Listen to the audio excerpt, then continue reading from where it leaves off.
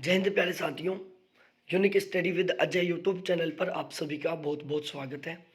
और बहुत लंबे टाइम पीरियड के बाद आज से हम बिल्कुल कंटिन्यू क्लास लेंगे। शादी का सिलसिला था, मेरी खुद की शादी थी, इस वजह से क्लास डिस्टर्ब चल रही थी। और अब हम बिल्कुल रेगुलर कंटिन्यू पढ़ेंगे, बिल्कुल पहले की तरह सिस्टमेटिक वे में क्लासेस चलेंगी, किसी तरीके का कोई डिस्टर्बेंस नहीं होगा। और फरवरी से मैं मैराथन लेके आ रहा हूँ, teaching aptitude, research aptitude, communication, higher education इनकी। और हमारी जो मैराथन रहेंगी कुछ अलग तरीके की रहेंगी। अलग तरीके का मतलब है कि हम इम्पोर्टेंट कंटेंट का मैराथन लाएंगे। ऐसा नहीं कि सारा सब कुछ ही पढ़ा रहे हैं मैराथन में, ठीक है। तो अब हम रिसर्च एप्टीट्यूड चल रहा था हमारा, जिसमें हमने कल सेमिनार, इससे पिछली वाली जो क्लास थी उसमें हमने सेमिनार के बारे में, वेबिनार के बारे में, इसके अलावा मानक संदर्भित मापन के बारे में, निकट संदर्भित मापन के बारे में, इनको बहुत अच्छे से कंप्लीट कर लिया था। दूसरी सबसे स्पेशली बात कि देखो, मानक संदर्भित परीक्षण और निकट संबंध मापन, ठीक है, जो निकट संदर्भित मापन होता है और जो मानक संबंधित मापन होता है, इन दोनों में सबसे बड़ी प्रॉब्लम क्या होती है कि यहाँ कंफ्यूज होते हैं हम कि कौन सा मानक संदर्भित है और कौन सा निकट संदर्भित है। तो इन दोनों को मैं आपस में कंपेयर करते हुए पढ़ाया था। तो जहाँ तक मेरे को लगता है कि आपका जो डाउट है वो क्लियर हो गया होगा, आप शायद कंफ्यूज नहीं होंगे क्योंकि हमने आपस में इन दोनों को कंपेयर करते हुए पढ़ाई थी सारी चीज़ें। तो अब हम थोड़ा आगे बढ़ते हैं, निकट संदर्भित परीक्षण वगैरह पढ़ के।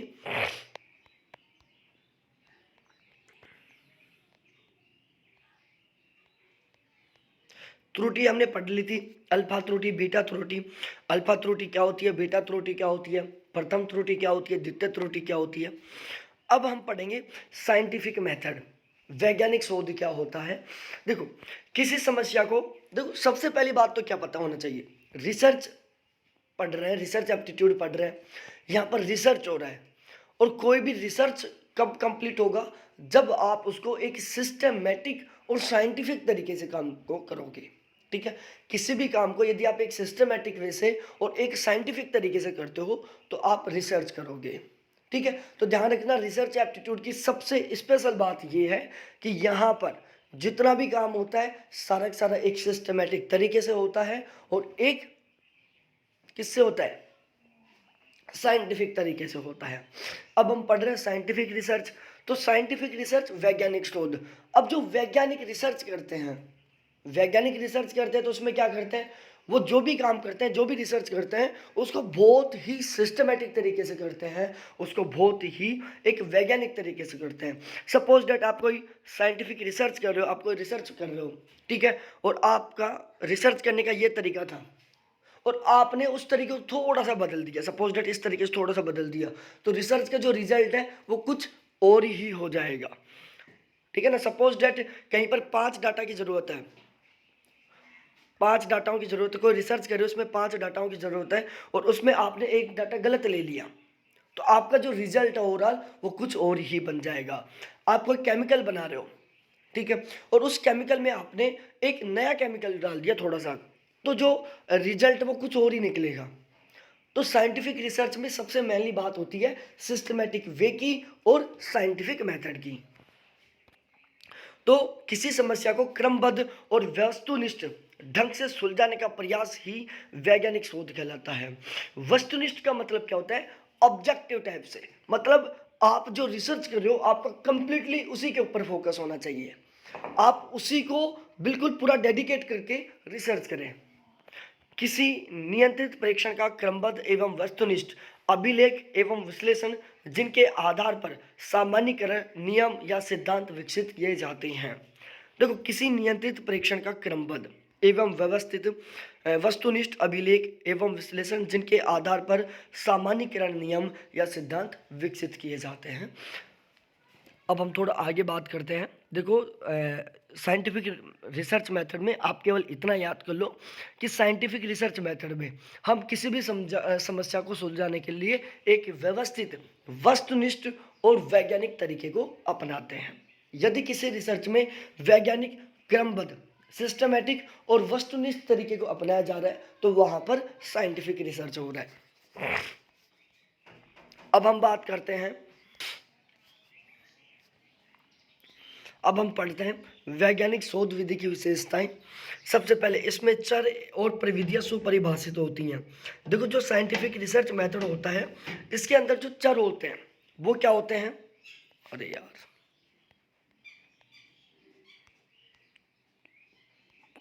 इसमें जो चर होते हैं, इसमें जो प्रविधियां होती हैं, प्रविधियां का मतलब होता है इसमें जो मेथड होता है, इसमें जो विधियां होती हैं वो क्या होती हैं? सुपरिभाषित होती हैं। सुपरिभाषित का मतलब होता है वो एक बहुत ही सही ढंग की वैलिड होती हैं। तो साइंटिफिक रिसर्च के अंदर यदि आप जिन चरों का प्रयोग कर रहे हो, जिन विधियों का प्रयोग कर रहे हो, वो बिल्कुल बहुत ही अच्छे से सुपरिभाषित होती हैं और वो बहुत ही ऑथेंटिक होती हैं। इसमें इंद्रियानुभविक रूप से सत्यापन या परिकल्पनाएं होती हैं, अर्थात जिनके परिणामों को दोहराया जा सकता है। देखो, साइंटिफिक तरीके से या फिर साइंटिफिक रिसर्च मेथड से आप कोई भी रिसर्च कर रहे हो और उसका जो रिजल्ट निकल रहा है, आप उस मेथड को बार बार कितनी बार अप्लाई कर लो, बिल्कुल सेम रिजल्ट निकलेगा। अब मैं बता रहा हूँ, suppose date Na sodium plus chloride NaCl, इन दोनों को मिलाओगे नमक बनेगा, NaCl बनेगा। ये क्या है? एक साइंटिफिक मेथड है। आपने एक रिसर्च किया कि सोडियम और क्लोराइड ये दो अलग अलग केमिकल हैं, यदि हम इन दोनों केमिकलों को आपस में मिलाते हैं तो उससे नमक बनेगा, और आपका नमक बन गया। आपने सोडियम क्लोराइड दोनों को मिलाया और नमक बन गया। अब इस दुनिया में जितने भी लोग हैं, सभी के सभी यदि सोडियम और क्लोराइड को मिलाएंगे तो 100% नमक ही बनेगा, क्योंकि ये एक साइंटिफिक रिसर्च था। इसमें एक सिस्टमेटिक तरीके को, एक वस्तुनिष्ठ तरीके को और एक वैज्ञानिक तरीके को अपनाया गया था।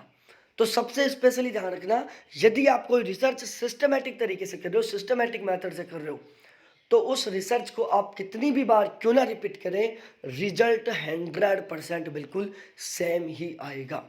हाँ, यदि आप क्वांटिटी बदल दोगे, सपोज दैट आप क्लोराइड की मात्रा बहुत ज़्यादा ले लेते हो और सोडियम की मात्रा बहुत कम ले लेते हो, तो क्या हो गया? वो अनसिस्टमेटिक तरीका हो गया।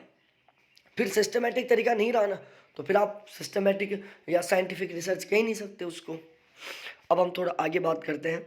ये प्रतिस्पर्धी परिकल्पनाओं को नकारने में सक्षम होते हैं। प्रतिस्पर्धी परिकल्पनाओं का मतलब होता है जो एक दूसरे के विरोधी हैं।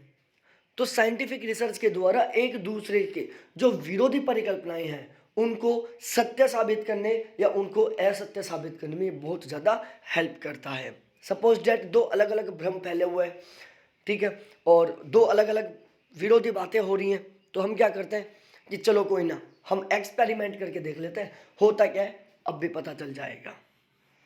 अनुसंधान में व्यापीकरण नियमों या सिद्धांतों के विकास पर बल दिया जाता है।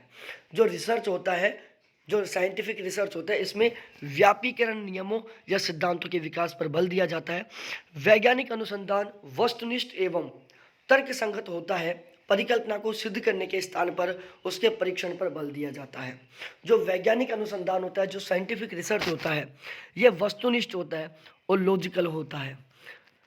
परिकल्पनाओं को सिद्ध करने के स्थान पर इसमें परीक्षण पर बल दिया जाता है, इसमें एक्सपेरिमेंट करने पर बल दिया जाता है। वैज्ञानिक शोध में पुनरावृत्ति की संभावना होती है, रिपीटेशन की पूरी पॉसिबिलिटी होती है। किसमें? साइंटिफिक रिसर्च में। आप इसको बार बार एक्सपेरिमेंट कर सकते हो, 1000 बार, 2000 बार, 20,000 बार भी कर सकते हो। 1000 लोग, 2000 लोग, 20,000 लोग भी कर सकते हैं यदि आपने एक साइंटिफिक तरीके से रिसर्च किया है तो वैज्ञानिक शोध में पुनरावृत्ति की पूरी संभावना होती है। अब हम पढ़ते हैं एनोवा के बारे में। सबसे पहली बात ध्यान रखो एनोवा की, भाई एनोवा से आजकल क्वेश्चन आ रहे हैं। पहले एनोवा इतना ज़्यादा इम्पोर्टेंट नहीं था, लेकिन आजकल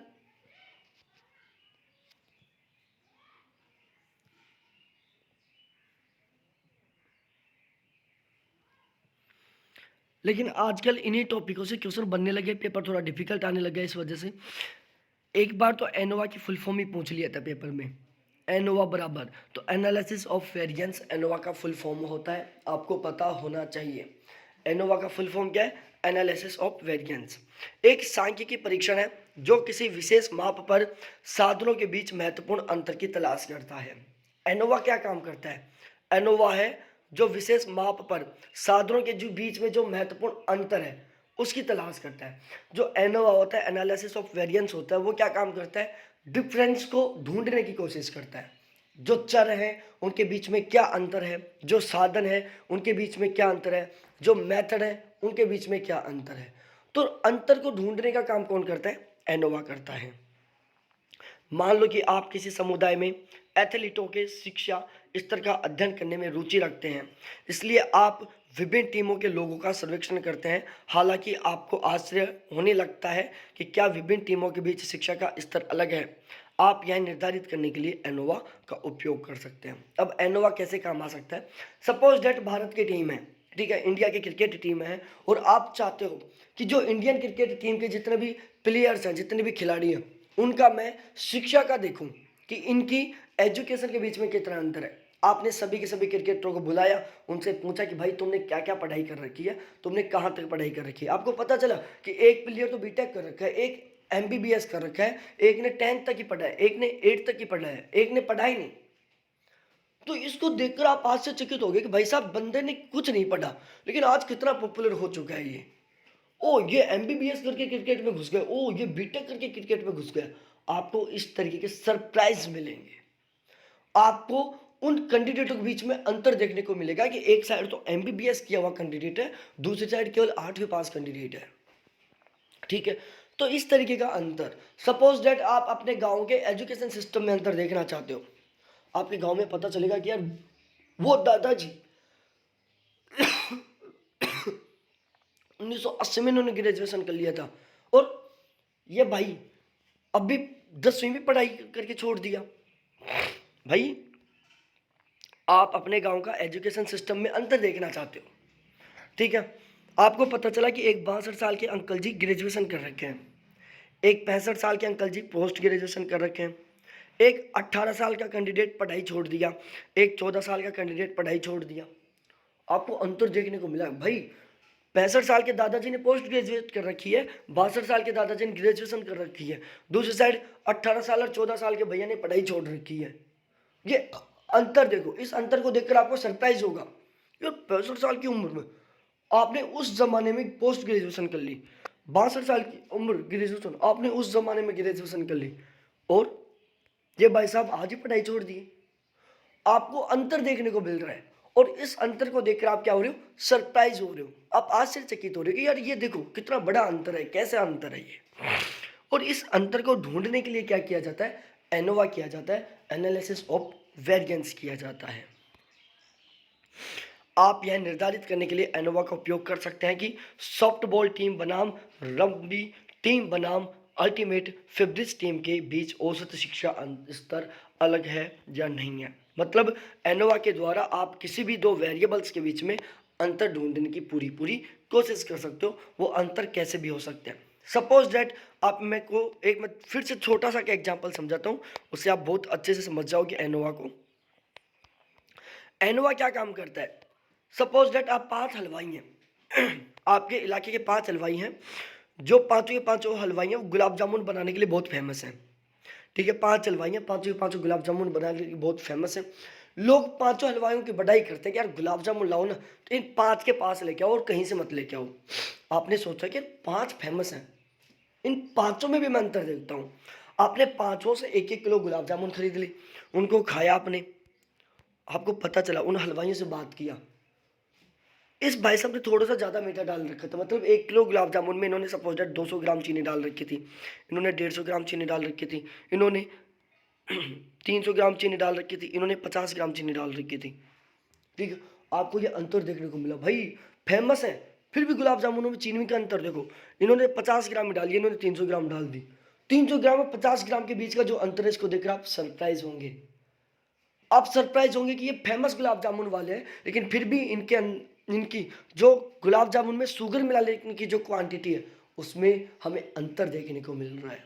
तो ये जो वेरिएबल्स हैं, गुलाब जामुन क्या है, चर हैं, इन चरों के बीच में जो अंतर है चीनी की मात्रा का, उसका अध्ययन करने के लिए क्या किया जा रहा है, एनोवा किया जा रहा है।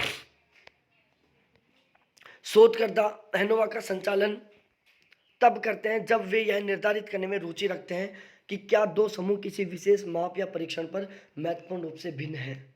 एनोवा का सबसे मेन काम होता है अंतर ढूंढने का। कि क्या दो चरों के बीच में डिफरेंस है, दो चरों के बीच में कितना डिफरेंस है, दो चरों के बीच में कैसा डिफरेंस है। चर दो से ज़्यादा भी हो सकते हैं कि इन सभी चरों के बीच में कितना अंतर है, कैसा अंतर है। एनोवा के संचालन को आसान और अधिक कुशल बनाने के लिए सांख्यिकी सॉफ्टवेयर प्रोग्राम का उपयोग किया जाता है। ठीक है, एनोवा को बहुत अच्छे से चलाने के लिए, एनोवा को बहुत अच्छे से यूज करने के लिए क्या किया जाता है, सांख्यिकी सॉफ्टवेयर का यूज किया जाता है। एनोवा मॉडल के 4 बुनियादी प्रकार हैं। समूह के बीच एक तरफा दोहराए गए उपाय, समूह के बीच दो तरफा दोहराए गए उपाय। इन चारों को आपको बिल्कुल एज इट इज़ याद कर लेना है। इनको समझने की कोशिश मत करो, अदरवाइज आप बहुत ज़्यादा कंफ्यूज हो जाओगे। ठीक है, जो समझाने का है वो मैं खुद समझा देता हूँ। एनोवा को ऐप भी बोलते हैं। उसका सूत्र है बिटवीन वेरिएंस बटा विद इन वेरिएंस, मतलब MSSB बटा MSSW।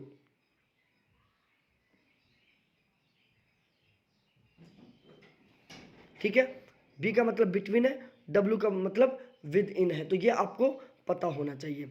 एनोवा इसको ऐप भी बोलते हैं। तो इस तरीके से आज की हमारी क्लास का यहीं पर द एंड होता है। बाकी हम कल से बिल्कुल सिस्टमेटिक वे में वही लंबी क्लास के साथ आएंगे। बहुत बहुत धन्यवाद आपको देखने के लिए। Thanks, bye.